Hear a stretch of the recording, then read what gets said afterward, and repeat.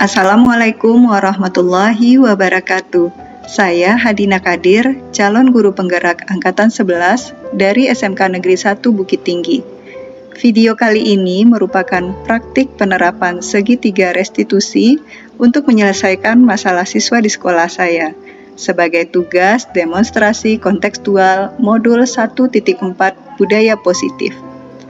Sebagai informasi, segitiga restitusi merupakan proses dialog untuk menciptakan kondisi bagi murid atau anak untuk memperbaiki kesalahan mereka, sehingga mereka bisa kembali pada kelompok mereka dengan karakter yang lebih kuat. Ada 3 tahapan segitiga restitusi tersebut adalah: pertama, menstabilkan identitas; kedua, validasi tindakan yang salah; dan yang ketiga, menanyakan keyakinan. Pada tahap menstabilkan identitas, dilakukan berdasarkan prinsip bahwa melakukan kesalahan adalah bagian dari proses pembelajaran yang bertujuan untuk mengubah identitas anak dari orang yang gagal karena melakukan kesalahan menjadi orang yang sukses. Selanjutnya, validasi tindakan yang salah. Dilakukan berdasarkan prinsip bahwa setiap perilaku berupaya memenuhi suatu kebutuhan tertentu. Guru akan mengubah pandangannya dari teori stimulus respon ke cara berpikir proaktif yang mengenali tujuan dari setiap tindakan. Tahap terakhir, menanyakan keyakinan. Murid diberikan pertanyaan-pertanyaan bermakna untuk memunculkan motivasi secara intrinsik, sehingga mampu mengaitkan keyakinannya dengan tindakan yang salah.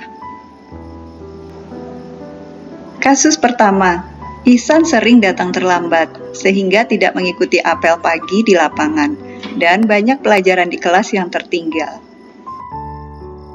Ihsan, Ibu lihat di rekap absen minggu yang lalu, ternyata Ihsan sudah lebih dari 3 kali terlambat datang ke sekolah. Dan di mata pelajaran Ibu kemarin, Ihsan juga terlambat kan? Iya, Bu. Sekarang coba ceritakan pada Ibu, apa penyebab Ihsan datang terlambat? Angkotnya lama, Bu.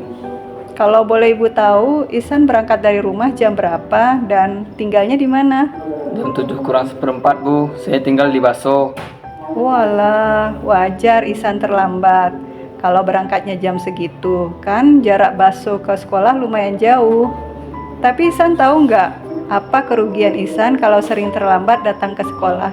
Tahu, Bu. Saya jadi tidak tahu informasi di apel pagi dan ketinggalan pelajaran di kelas. Baiklah, sekarang Ibu akan bantu Ihsan untuk bersama-sama mencari cara agar Ihsan bisa datang tepat waktu. Baik, Bu. Ihsan masih ingat kan tentang keyakinan kelas dan aturan sekolah kita? Apa yang telah kita sepakati di kelas dan bagian mana yang Ihsan langgar? Ingat, Bu. Di bagian disiplin dan datang tepat waktu, Bu. Nah, Ihsan sudah tahu kan? Sementara itu, Ihsan belum menerapkannya secara keseluruhan. Ihsan merasa rugi nggak saat ketinggalan pelajaran karena terlambat? Iya, Bu. Saya jadi ketinggalan materi pelajaran. Akibatnya sulit untuk memahami pelajaran. Sekarang mari kita bahas kira-kira apa yang bisa Ihsan lakukan agar tidak terlambat lagi datang ke sekolah. Saya akan bangun lebih pagi, Bu, dan berangkat lebih cepat jam 6.30. Terus bagaimana cara Ihsan untuk bangun lebih cepat? Saat subuh dibangunkan ibu, saya akan langsung bangun, Bu. Tidak malas-malasan lagi di tempat tidur, dan saya akan juga menyalakan alarm. Baiklah, Ibu yakin Ihsan bisa berubah, mematuhi aturan disiplin sekolah, dan mengindahkan kesepakatan kelas kita. Ibu juga akan bekerja sama dengan orang tua Ihsan. Semoga kedepannya Ihsan datang tepat waktu dan menjadi lebih baik lagi ya. Iya, Bu. Insya Allah Ihsan akan lebih disiplin lagi, Bu. Terima kasih, Bu. Oke, sekarang silahkan kembali bergabung bersama teman-temannya di kelas ya. Assalamualaikum warahmatullahi wabarakatuh. Saya Ihsan, siswa kelas 11 jurusan Teknik Audio Video SMK Negeri 1 Bukit Tinggi. Saya mengucapkan terima kasih banyak kepada Ibu Guru. Saya senang sekali diajak diskusi dengan Ibu Guru untuk menemukan solusi atas kesalahan yang telah saya lakukan. Insya Allah saya akan lebih disiplin untuk tidak terlambat lagi. Terima kasih. Kasus kedua, guru mendapat laporan dari ketua kelas bahwa Ima sudah 2 kali tidak melakukan piket kelas. Ima, Ibu memanggil Ima karena Ibu mendapat laporan dari ketua kelas kalau Ima sudah 2 kali tidak piket kelas, yaitu minggu ini dan minggu yang lalu. Benarkah itu, Ima? Benar, Bu. Apa sebab Ima tidak piket? Ima mau buru-buru pulang, Bu. Kenapa Ima mau buru-buru pulang? Apakah ada masalah di rumah atau mendapat kabar lain dari rumah? Tidak, Bu. Ima hanya ingin pulang cepat saja karena sudah lelah seharian di sekolah. Oh, begitu. Ibu paham kalau Ima pasti lelah karena dari jam 7 sampai jam 4 di sekolah ya. Tapi Ima kan tahu apa akibatnya kalau Ima tidak menjalankan tugas piket di kelas. Tahu, Bu, akibatnya besok pagi kami belajar dalam kondisi kelas yang tidak bersih dan berantakan. Sekarang Ibu mau tanya, Ima masih ingat dengan keyakinan kelas yang sudah kita sepakati dan poin keyakinan mana yang Ima langgar? Ingat, Bu, kebersihan, kelas yang nyaman dan tanggung jawab, Bu. Nah, saat Ima tidak piket kelas, apakah Ima menyadari kalau Ima sudah meninggalkan tanggung jawab, membiarkan kelas tidak bersih, dan tentunya kondisi belajar tidak akan nyaman kalau kelas kita kotor dan berantakan? Iya, Bu. Sekarang menurut Ima, kebersihan dan kenyamanan kelas itu penting tidak?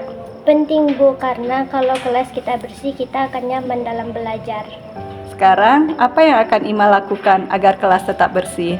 Sebelum pulang, Ima akan piket dulu sesuai jadwal piket, Bu, dan tidak buru-buru pulang walaupun lelah. Karena itu tanggung jawab Ima dan teman-teman yang piket hari itu, Bu. Baiklah, Ibu akan bekerja sama dengan ketua kelas dan Ibu yakin Ima bisa mengindahkan keyakinan kelas kita dan lebih bertanggung jawab lagi ke depannya. Ya, Bu, insya Allah Ima bisa. Terima kasih, Bu. Ya, silahkan bergabung kembali dengan teman-temannya ya. Assalamualaikum warahmatullahi wabarakatuh. Saya Ima, siswi kelas 11 jurusan Teknik Audio Video SMK Negeri 1 Bukit Tinggi. Saya merasa sangat senang karena telah diajak berdiskusi oleh Ibu Guru. Dari sini saya belajar bahwa bertanggung jawab atas tugas yang telah diamanahkan kepada saya. Insya Allah kedepannya saya akan mengerjakan tugas piket kelas sebagai bentuk tanggung jawab saya. Terima kasih. Terima kasih sudah menyaksikan video ini dan salam guru penggerak.